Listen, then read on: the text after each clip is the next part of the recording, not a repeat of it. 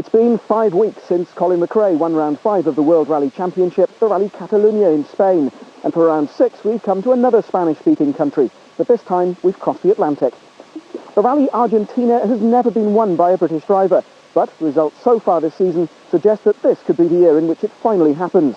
However, for the last 4 years, one man has won this rally on no fewer than 3 occasions, and so he knows better than most exactly what it takes to win in South America. It is very difficult because sometimes stages they are fast and wide, and some stages very narrow and slow, tight corners a lot. And to find combination between both of these, it's very difficult to find it. That 5-week break saw Tommy take full advantage of the chance of a holiday in Finnish Lapland and a rather different mode of transport from his Mitsubishi Lancer.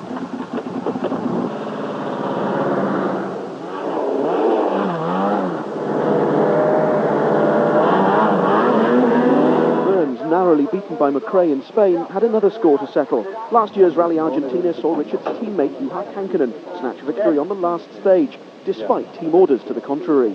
Richard, after what happened here last year, is this an event you particularly want to win? Is this a box you have to tick?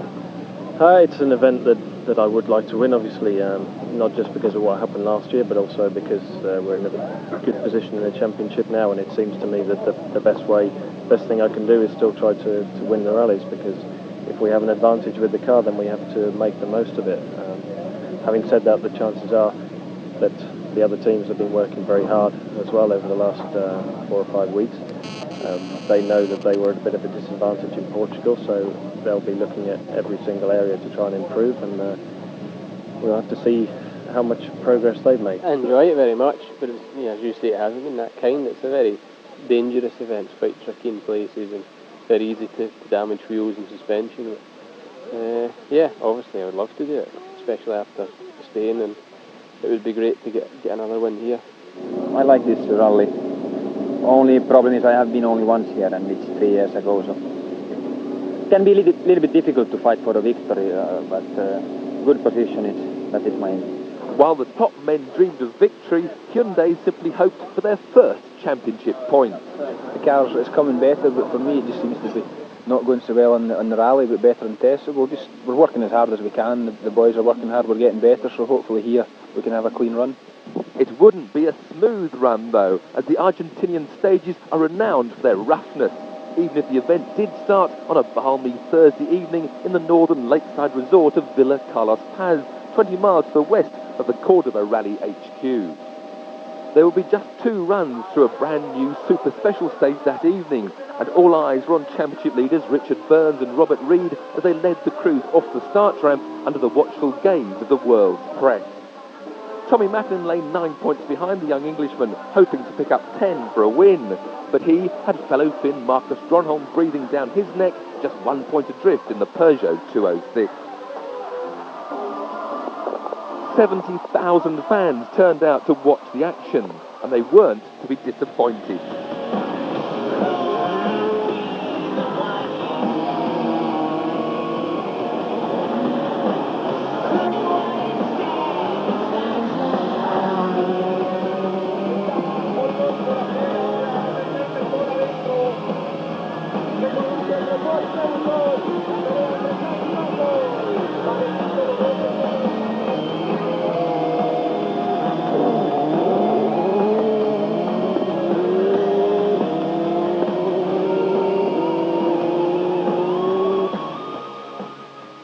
The remainder of leg 1, 7 stages, took the crews to the north of Villa Carlos Paz and saw them restart at the fairly leisurely hour of 7:30. Mist hung in the valleys, a glorious start to the day, but the clouds were gathering. It would at least remain dry, however. Stage 3 was the first proper stage of the event, and it was the Peugeot of Marcus Gronholm which set the quickest time, elevating the Finn into the lead. He'd still head the leaderboard after stage 4, lucky to escape unscathed after a slight indiscretion.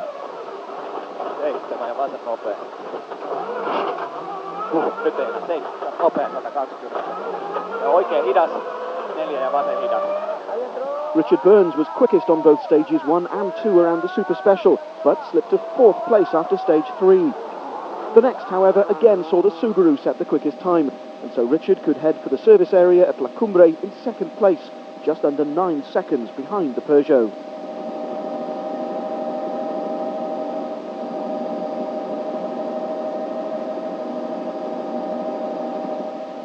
One of several drivers slowed by dust, Colin McRae would be fifth, a further 12 seconds in arrears. He was then also handicapped by a 10-second road penalty. The other Focus, that of Carlos Sainz, was in third place, a little under 5 seconds behind Burns. Tommy Mackinnon's Mitsubishi was fourth, the world champion also complaining of the dust, but otherwise reporting no major problems.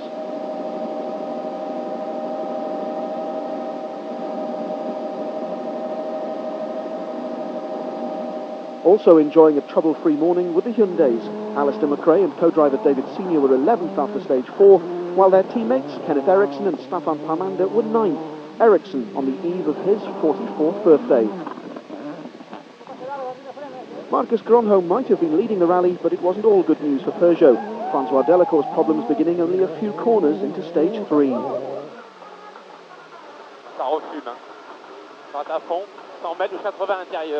After 500 meters from the start, we had the fire in the car.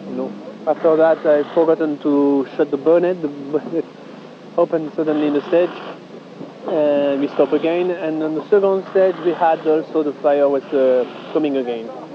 Then we lost many minutes because we had also no power steering. By contrast, his teammate 206 had behaved impeccably, although it did carry the scars of some driver-inflicted over-exuberance. Fortunately, it was only superficial. The service also revealed the reason for McRae's penalty. We stopped to change the tyres between the two stages, set off again, and went to brake at a water crossing in the road section and they had no brakes at all. So we stopped immediately after, checked under the back of the car and saw the brake pipe hanging down, so it was all a little bit of a last-minute affair. Had to take the wheel off, and unfortunately when we took the wheel off, the brake pipes were connected. We set off, went to the stage start arrival, and the brake pedal started to come back again, but we'd already lost 1 minute and 10 seconds in road penalties. The third stage of the day should have been stage 5, just outside Villa Carlos Paz, but the super special crowd had turned up en masse, and there was no way they could run it safely, so the action moved on to stage 6. Which wasn't a good one for the Seat team. I think lag sprint, and after auto splash it started slipping a little bit, and we tried to continue very slowly, but we can't continue with the car, and I think we should only push the car some sanction. And there will be worse news still to come from the Spanish outfit's team leader. We arrived in first water splash, and after the water splash, I think I have the clutch a little bit slippery, you know. And I continue like that. I try to be careful, and the clutch come back. And after a few kilometers, I see Tony Guidemaster stop, and I imagine he has the same problem. After the water splash, the clutch continue to slip a little bit more. And okay, we try to manage a little bit, and another one, same problem, get worse. And the next after, it's clutch gone completely, and we stop. And it wasn't just the Seats that were affected by the Argentinian water splashes, as Richard Burns' Subaru coughed and struggled and dropped him back to 6th place by the end of the day. Medium right, minus, go 400, come on baby, come on. Richard, a bit of a frustrating day, a lot of niggling problems for you? A hell of a lot, yeah. My engineer ran out of paper with all the problems he had to write down. Just lots and lots of little things, but it's combined to mean we haven't had one stage that's been completely clear. So at least we're not a million miles away, and we should be in quite a good position if it stays dry tomorrow. Mackinnon would return to Cordoba in 5th place, delighting the spectators along the way, some more than others. Water splashes, however, didn't hold the same delight for Kankkunen, power steering problems leaving him in 4th place. McRae was 3rd, no doubt cursing the 10-second penalty, but also concerned over a problem on stage 9, the last of the day, which saw the Focus drop a few more precious seconds. At the moment it's going very well, yeah. It's pretty strong. We lost a bit in the last stage with the problem with the turbo, but apart from that it's been good. But for Marcus Gronholm, it almost couldn't have gone better. Still an Argentinian novice, he survived the odd scare with the local traffic. and even though he'd slipped a second, he was satisfied with his day's work. It was not so bad day for us. On the last stage we had some engine problems, but all the other had some small problems also, so we didn't lose so much. You seem one of the most relaxed of all of them. No, I don't know. Maybe. I have to be relaxed. Setting the fastest time on stages 6, 7 and 9, the leader was now Carlos Sainz. He and Lewis Moyer had moved ahead of Marcus Gronholm and Timo Rautiainen on stage 7, and despite their radio aerial picking up some Argentinian scenery, the Spaniards arrived at the day's final service area with a slender advantage over the Finns. Sainz, though, seemed surprisingly downbeat. Everybody's reporting niggling problems. You seem to have had a pretty trouble-free day. Reasonable. No problems, the car is working well. I'm a little bit more confident than previous rallies, and everything seems to be working well. The car feels okay. The Spanish-speaking locals were already in the mood to toast a Sainz victory, but sadly their loss of any sense of reality left its mark on several cars. Small crest, 40, line into got 4 right, tightens 2 minus half long. There was a bunch of guys on top of a rock quite high above the road, and they were throwing these great big rocks about sort of twice the size of a house brick straight at the cars, and one landed straight in the middle of our windscreen. It nearly came through. Just incredible. Just how people can do that, I just don't know. Thankfully, no lasting damage was done, and this was how the leaderboard looked at the end of leg 1. Less than 40 seconds covering the top 6, with Burns hoping for better fortunes on leg 2. So, a double helping of bad luck for the SEAT team, but at least one pair of Spanish eyes is still smiling tonight. Sainz leads Gronholm, with Carlos's teammate Colin McRae in 3rd place. The biggest story of the day, however, has to be the loutish behaviour of those spectators on the final stage. And today, remember, has been Friday. Saturday and Sunday are still to come, and with the weekend, the threat of even bigger crowds. Leg 2 consisted of 6 stages around Santa Rosa Calamuchita, with a 65-mile run back north for a super special finale in Cordoba. The rain had yet to arrive, and the true rally enthusiasts were back to watch Sainz blast through the big water splash near Santa Rosa for the first time. The Spaniard, though, was only 5th quickest through that opening stage and immediately lost his lead to Gronholm, but worse was to come on the very next stage.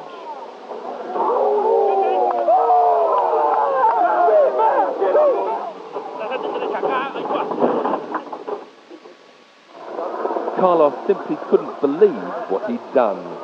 Well, I was coming just after a crest and too much in the inside, and it was a rail. They have put a guardrail in the inside, and I just hit it with the middle of the car. The Focus was going nowhere, and the overnight leader departed the scene slightly slower than he'd arrived. Sainz's misadventure meant Gronholm extended his lead.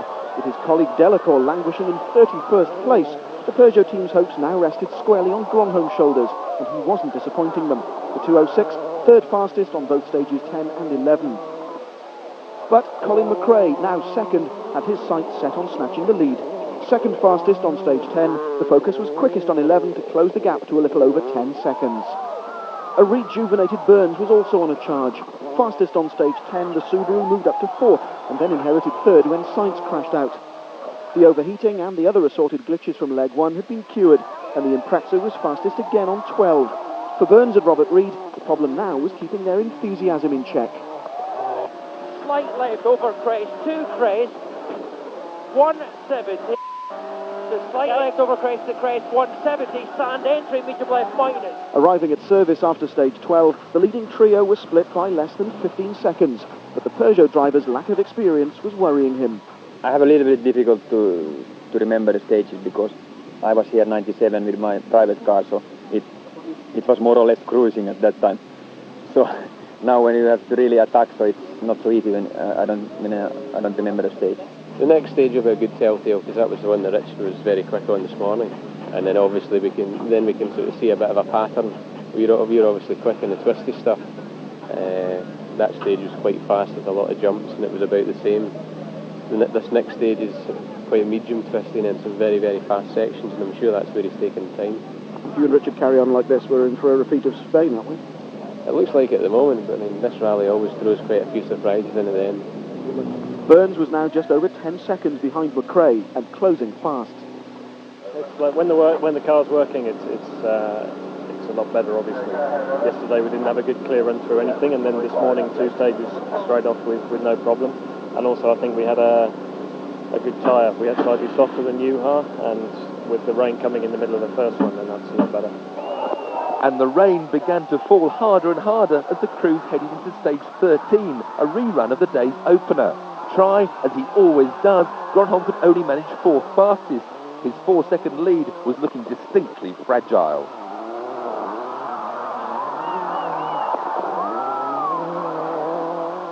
The British duo were closing in, and the Finnish star's lack of Argentinian experience was beginning to tell. But you had to remember that the Peugeot team hadn't returned to Argentina since the mid-80s, so it was still a very impressive showing for the French équipe.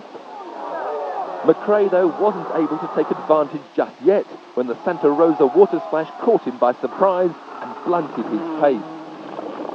He lost 5.5 seconds to Burns on that stage and 9 more on the next before the Ford crew could start straightening out the damage.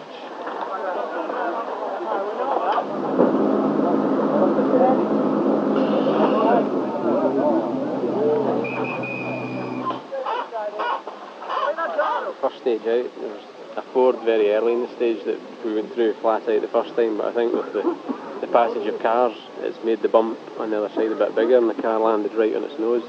And obviously did the damage you can see there and pushed the radiators back.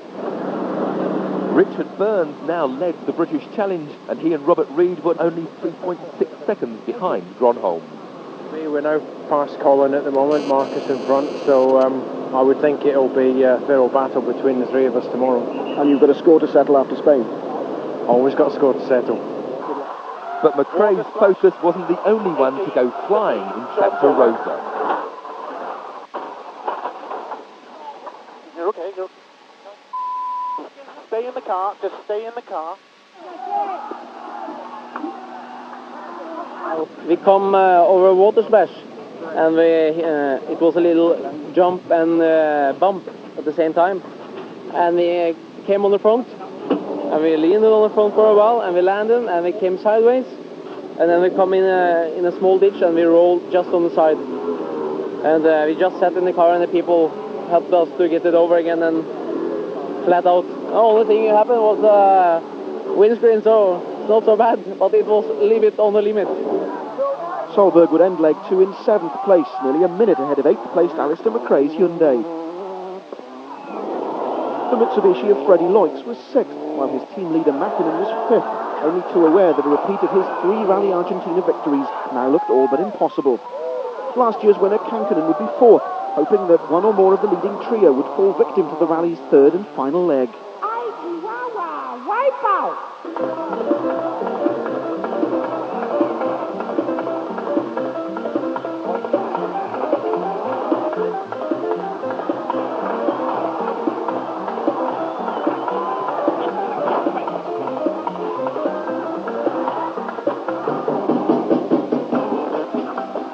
Fastest on all but one of the day's stages, Richard Burns' charge had paid off. He moved from 6th place to 1st. A lot of niggles with the car yesterday. Nothing today. You sure you didn't swap it last night? Yeah, I wish. There was nothing they didn't change last night, I don't think. But everything's been perfect today. The engine, they did some work with the engine, stop it overheating in the very twisty stage that we had this morning, and we'll be using that same thing tomorrow, so it should be cool. You look almost surprised to be in the position you're in. No, yeah, maybe, but we see. It's so close to drop to 5th, so it's too early to celebrate anything. You've been in this position before. Can you stay with Richard and Colin? We will see. It's not easy, but I try my best. For sure it's going to be a good fight, but anything can happen. The stages are quite treacherous in places, and we try our best. See what happens. The first one's very twisty, and the twisty ones today we've been quicker than the Subaru, so for sure in the morning, first thing out, we're going to try as hard as possible. At the end of leg 2, just 12 seconds separated the top 3. Then a 20-second gap to Kankkunen, Mäkinen a further 7.2 adrift, and Loix a distant 6th. So it looks as though we could well be in for a rerun of the final day of the Rally Catalunya tomorrow. But this time it'll be Marcus Gronholm, not Carlos Sainz, who's part 3 of the equation. Today's weather's been fairly lousy, but both Colin McRae and Richard Burns want more of the same for tomorrow. Leg 3, though, promises to be the most difficult of the entire rally, with the final stage perhaps the toughest of them all. It's the one they call El Condor. The last day consisted of 6 stages based around Mina Clavero to the west of Cordoba. The weather now had some fog added to the mix, but Colin McRae was relaxed and ready to eat into Burns' 12-second advantage, with Gronholm his first target as he set off into the opening stage. Into 6 left and right and 4 left plus right. Sadly, he wouldn't reach the end of it. Well, he would, but only on the end of a Ford tow rope. 11 kilometres into the stage, Colin reported that he had a problem, engine stopped. Don't know the reason why, the extent of what has actually happened, and so we won't know that until we get the car back or the engine back to Cosworth to see the situation. While the team packed up, Colin headed for an early bath in Cordoba, and a whole heap of pressure was lifted off his young British rival. The rally was now surely his for the taking. Not knowing McRae was out, he extended his lead over Gronholm by a full 22 seconds. The Finn didn't seem to be sure if he was challenging for the lead or defending from his chasing compatriots, but he was still trying pretty hard. It was now Tommy Mackinnon who led the chase, having got ahead of Kankkunen, and with McRae's demise he moved from 5th to 3rd, but no one was worrying Richard Burns. Colin's gone out. That takes some of the pressure off you, presumably. Takes most of the pressure off, yeah. Colin was the one I was thinking about more than Marcus this morning, because, well, I mean, obvious reasons. He's got a bit more experience around these stages. I don't know the reason for Colin's retirement, but yeah, it makes my life a lot easier. As predicted, the final day was leaving its mark on many of the cars. Kankkunen perhaps the worst affected. Tommy is 3rd now, but still, it's not so big difference. I try again if I get the car right, if I can catch him. The worsening weather forced the organisers to shorten stage 20, but confusion as to the exact location of the new start line left drivers and co-drivers more than a little frustrated. If they could tell us yesterday, so our gravel notes could have checked where is the start. Now we don't know in our notes where we are. Very funny, very nice. We have to... The thick fog didn't seem to be slowing Burns. Quickest on all of the first 3 stages of the day, the young Englishman survived a scare on stage 20. Luck, it seemed, was now definitely on his side.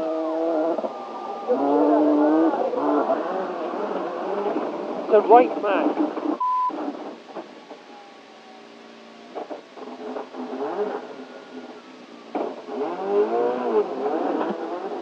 There was a big rock, and we touched the rock, but the rock moved. The rock rolled away, luckily, so we just into reverse and back onto the road again. Helped by that incident, Gronholm was fastest on stage 20, surviving a rather more bizarre incident, thankfully on one of the less foggy bits.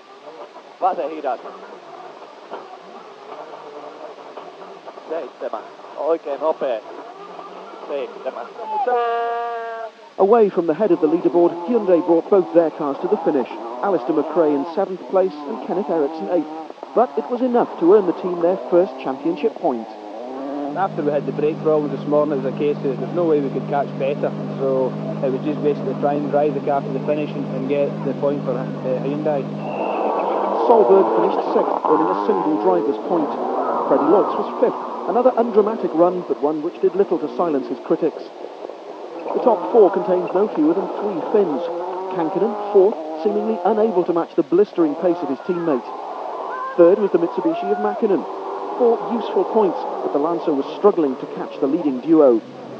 The 10 miles of El Condor were at their misty, murky, treacherous worst, and 33 seconds adrift, Gronholm finally took a steady approach to consolidate an impressive 2nd place.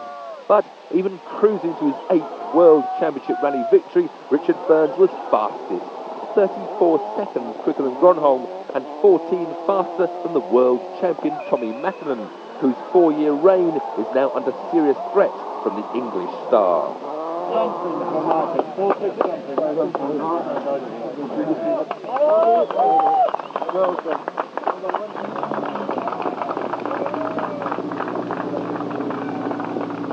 can only say that these last the 3 days we've had a lot of problems, but yesterday was very, very good for us. Today, okay, there's been a bit of bad luck for other people, but I mean also you need to be strong, and when these conditions are so slippery and so nasty to drive, nobody enjoys this when it's like this weather, and all you can do is your best and the best the car can do. Yes, okay, not so tight fight, but Richard was so fast that we couldn't do anything. But I have a small lack of experience here also, and first time with the show here, so it was quite good result. Confirmation of the top placings then. Burns winning margin 1 minute and 7 seconds in the end. Peugeot were delighted with Gronholm's second place, with Ford relieved just to get one Focus to the finish.